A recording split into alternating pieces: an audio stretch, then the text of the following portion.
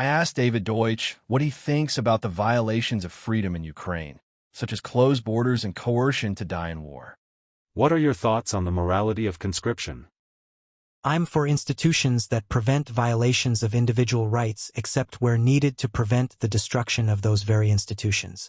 I don't understand whose side you're on. Could you please explain? Hey, are you pro-Zelensky? Empty houses will be bombed. That's why we close the borders, so that Ukraine won't be bombed so much. Because if there are no people in the city, then the missiles will be all over. Mariupol will be in every city. There will be death everywhere. And it is your choice. B. Or are you pro-Saakashvili? Russians attack Georgia. Close the borders? To hell with Georgia if no one comes to defend it. I will not close borders. And Karl Popper?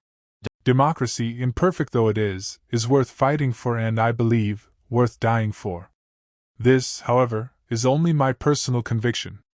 I should regard it as wrong to try to persuade others of it.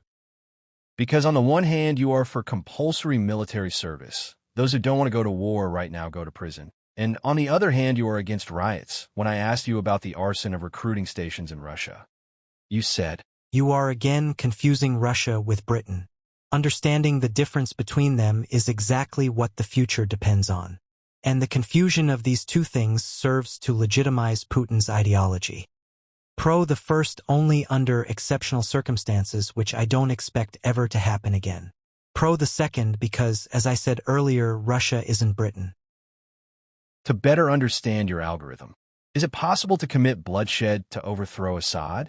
He was killing people in the hydraulic press. Dictator of Myanmar?